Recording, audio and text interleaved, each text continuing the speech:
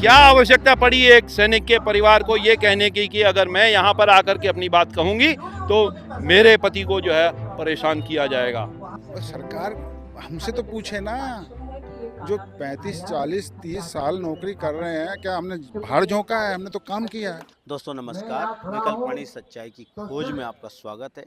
इस समय विकल्पवाणी टीम हर बार की तरह इस बार भी दिल्ली के जंतर मंतर के सामने मौजूद है और मेरे पीछे आप देखेंगे यहाँ एक प्रदर्शन चल रहा है जिसमें पैरा मिलिट्री फोर्स यानी अर्ध सैनिक बल के जवान और उनके परिवार के सदस्य शामिल हुए हैं।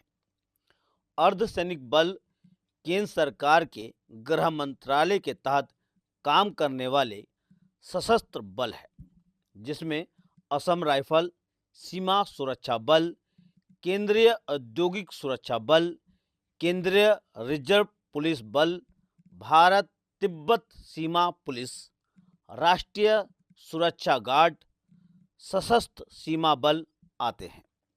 ये प्रदर्शन केंद्रीय सशस्त्र पुलिस बल सामान्य प्रशासन विधेयक 2026 को रद्द कराने की मांग को लेकर किया जा रहा है। ये विधेयक केंद्र सरकार द्वारा राज्यसभा में 25 मार्च 2026 को पेश किया गया और बाद में लोकसभा की मंजूरी के साथ संसद में पास किया गया।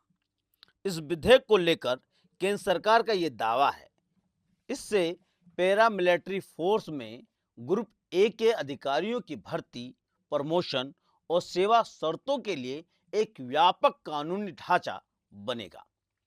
इस विधेयक के तहत आईपीएस अधिकारियों के लिए पैरा मिलिट्री फोर्स के वरिष्ठ पदों को बढ़ाने की अनुमति प्रदान की गई है, जबकि देश की सुप्रीम कोर्ट ने मई 2025 में पैरा मिलिट्री फोर्स के वरिष्ठ पदों पर आईपीएस के पदों को कम करना चाहिए और पैरा मिलिट्री फोर्स के कैडर अधिकारियों को कमान सौंपने का आदेश दिया गया था। उसके बावजूद ये कानून केंद्र सरकार लेके आई है जिसमें सीधे सीधे आईपीएस अधिकारियों की पदों को बढ़ा दिया गया है। आज इस प्रदर्शन के अंदर आए प्रदर्शनकारियों की बातों को आप तक पहुंचाने के लिए विकल्पवाणी टीम इनके बीच मौजूद है। इनसे बातचीत करेगी, इनके दिल के दर्द को और इनकी मांगों को आप तक पहुंचाने की कोशिश करेगी। आप हमारे साथ बने रहिए। विकल्पवाणी सच्चाई की खोज।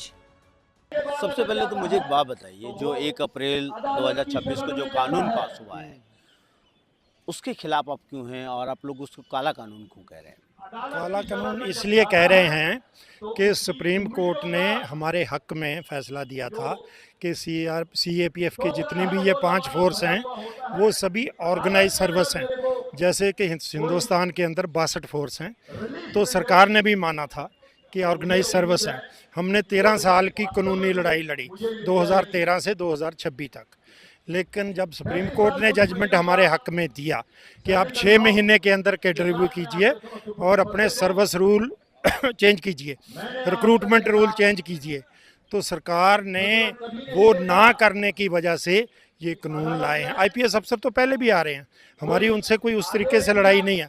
हम तो चाहते हैं जो बाकी की ऑर्गेनाइज सर्विस है हम भी उसी तरीके से ऑर्गेनाइज सर्विस हैं। गवर्नमेंट खुद 1986 से मान रही है, बाद में डिनाई कर दिया कि नहीं ऑर्गेनाइज सर्विस है, तो वो हम चाहते हैं। सुप्रीम कोर्ट से हम लोग जीत गए थे और उसके रिव्यू पिटीशन में भी जीत गए थे। उसके बाद उसकी जो क्लॉज है, उसका जो बेसिक स्ट्रक्चर है, उसको यहाँ पे चेंज किया गया है। तो ये वैसे ही कोर्ट में जब जाएगा तो इट्स नॉट कॉन्स्टिट्यूशनल। तो हम सिर्फ इसलिए उसको करें कि हम अपना राइट चाहते हैं कि हमें भी प्रमोशनल एवेन्यू दिया जाए। 1 अप्रैल को इस कानून को लाया गया राज्यसभा में, तो ये कहा गया कि ये अर्धसैनिक बलों के लिए समान मौका देगा, लेकिन यहाँ तो कहा जा रहा है कि ये एक कह सकते हैं असमानता पैदा करेगा। ऐसा आप लोग क्यों कह रहे हैं? आप इस एक्ट को ध्यान से जरूर पढ़िएगा, इंटरनेट पर अवेलेबल है। सेक्शन 3 को जो है विस्तार से पढ़िएगा। आप देखेंगे कि विषमता के बीज जो है इस प्रकार से बोए गए हैं कि अगर ये एक्ट वापस नहीं हुआ तो सेंट्रल आर्म पुलिस फोर्सेस, चाहे वो कोई सी भी आर्म फोर्स हो, उनके कमांड स्ट्रक्चर को विशिएट कर देगा, विध्वंस कर देगा। इसलिए ये एक्ट या तो रिपील हो, ये एक्ट वापस लिया जाए, या इसका कानूनी रिव्यू हो। तो हमारा कहना है कि आर्म्ड फोर्सेस की ट्रेनिंग अलग होती है, तो हमारे जो ऑफिसर हैं उनके साथ रहते हैं, दिन रात साथ रहते हैं। हमारे जो 25-30 साल 25 साल या 25 क्या, अभी तो 16 साल के भी आईजी बन जाते हैं जो आईपीएस अफसर है, वो आते हैं। उन्होंने हमारी फोर्स के साथ तो समय बताया नहीं है, तो लेकिन डिसीजन मेकिंग में वो आ जाते हैं।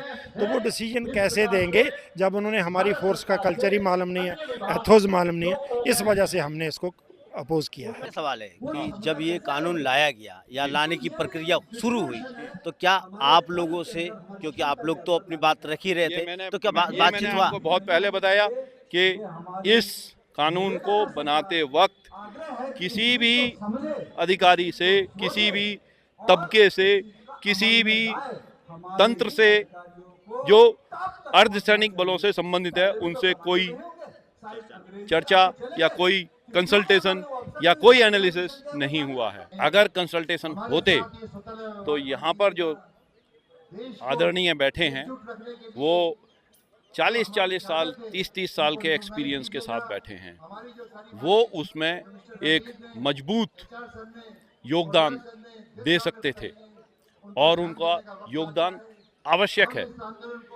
और सरकार हमसे तो पूछे ना, जो 35-40-30 साल नौकरी कर रहे हैं, क्या हमने भाड़ झोंका है? हमने तो काम किया है, जवानों के साथ रहे हैं, लड़े हैं, ट्रेनिंग किया है, कोर्सेज किया है, 30 कोर्सेज किए मैंने। तो क्या कुछ सीखा नहीं? आर्मी में भी किए, पुलिस में भी किए, अपने यहाँ भी किए, और जगह जगह नौकरी की। पे आता हूँ। हाँ, सुप्रीम कोर्ट का आदेश हुआ, सरकार ने उस आदेश को माना भी होगा, लेकिन एक सुन, पूरी सवाल यही बात है, पूरे सवाल पे सुन लीजिए जी। पहले। सुप्रीम कोर्ट ने उस आदेश को हाँ तो माना ही होगा कि हम भाई इसको इम्प्लीमेंट करेंगे। जब ये कानून लाया गया, यही पे मैं आपको बताना चाहता हूँ, सरकार ने अक्षरशः नहीं माना कि वो जो है इस आदेश को इम्प्लीमेंट करेगी। सुप्रीम कोर्ट के आदेश को भी नकार दिया उन्होंने। मैं ये नहीं कहूँगा नकार दिया, उन्होंने माना भी नहीं, वरना ये एक्ट नहीं आता। सुप्रीम कोर्ट में उन्होंने टाइम मांगा कि हमें इसको इम्प्लीमेंट करने के लिए और टाइम चाहिए। 2 साल का समय दिया गया था, 6 महीने के अंदर जो है कंप्लायंस देनी थी। 6 महीने के जो है 1 साल से ज़्यादा हो गया, मई का महीना आ गया, अभी तक कोई प्रक्रिया नहीं हुई है। 3 चीज़ें होनी चाहिए थी। एक तो जो है कैडर रिव्यू होना चाहिए था। कैडर रिव्यू किसी भी फोर्स में अभी उसके संदर्भ में नहीं हुआ है। जो कैडर के अंदर जो ये डेपुटेशन का जो मसला है, इसको माननीय सुप्रीम सर्वोच्च न्यायालय के स्पिरिट के मुताबिक इम्प्लीमेंट अभी तक नहीं किया गया है। और ये जो लाया गया है ये कानून, ये सुप्रीम कोर्ट के आदेश को ही नल एंड वॉइड करने के लिए लाया गया है। एक सवाल समझाइए मुझे, सरकार एक तरफ कह रही है कि हम सेना को मजबूत कर रहे हैं, एक तरफ आप लोग कह रहे हैं कि सेना को कमजोर कर रहे हैं। यही बात, सेना को मजबूत कर रहे हैं, बिल्कुल सही है। टेक्नोलॉजी से कर रहे हैं, प्रक्रियाओं से कर रहे हैं, प्रोक्योरमेंट के जो संसाधनों को जुटाने के जो प्रक्रियाएं हैं उनको परिष्कृत कर रहे हैं। उसके लिए सरकार की भूरी भूरी प्रशंसा ही नहीं, उसके प्रति वंदन होना आवश्यक है। बहुत अच्छा हुआ है। लेकिन एक और पक्ष है,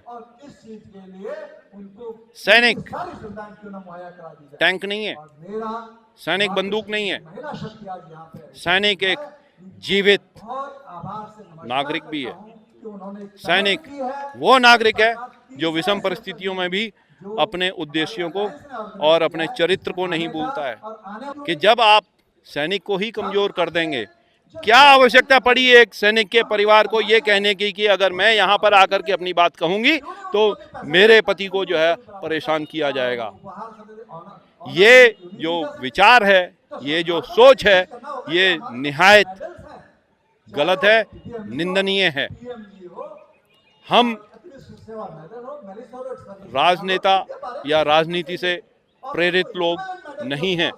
हमारे परिवार भी हर प्रकार की राजनीति से ऊपर उठे हुए समाज के तंतु हैं।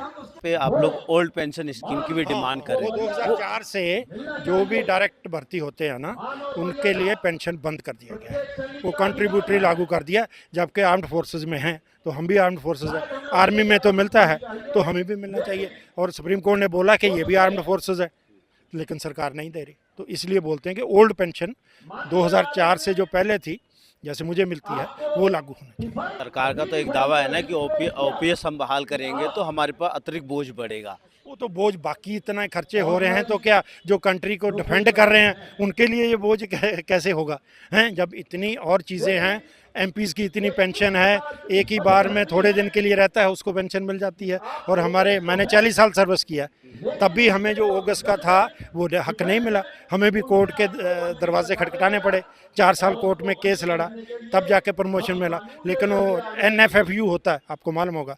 अगर मान लिया पोस्ट नहीं है ADG का, लेकिन IAS ऑफिसर प्रमोट हो गए हैं, तो उसके 2 साल बाद बाकी सभी फोर्सेस के या इवन सिविल सर्विसेज के जो ऑफिसर है उनको ग्रेड मिल जाता है, पे मिल जाती है, चाहे रैंक नहीं मिलता। तो ये वो हमें तो नहीं दे रहे हो।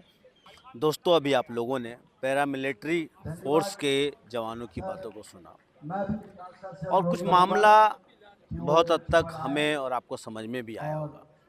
इनका मामला भी ठीक वैसा ही है जैसे देश के अन्नदाता किसानों और मजदूरों का। आपको याद होगा किसानों ने खेती के तीनों कानूनों पर क्या बोला था कि सरकार कानून लाने से पहले या लागू करने से पहले हमसे बात नहीं की। वैसा ही देश के मजदूर 4 श्रम संहिताओं को लेकर बोल रहे हैं। ठीक वैसे ही ये देश के सैनिक भी यही बोल रहे हैं, सरकार कानून लाने से पहले हमसे बात नहीं की। इससे क्या दिखता है? इससे यही दिखता है देश के मजदूर, किसान, नौजवान या सैनिक या आम लोगों के पास उनके जीवन पर सीधा असर डालने वाले कानूनों को बनाने या लागू करने से पहले राय तक नहीं ली जाती। तो इससे यही साफ होता है कि सिस्टम में लोगों को सिर्फ चुनाव में मतदान करने तक सीमित रखा गया है। देश के लोगों के पास कानून बनाने या रद्द करने का कोई अधिकार नहीं है।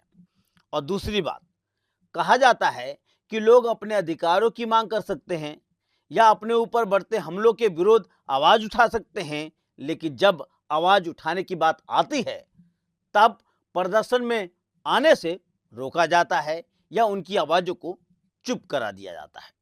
इन सैनिकों की बातों को सुनकर लगता है इनका प्रमोशन और ओपीएस की मांग बिल्कुल जायज है। इस विषय पर आप क्या कहते हैं, आप क्या समझते हैं, कमेंट कीजिए और देखते रहिए विकल्प वाणी, सच्चाई की खोज।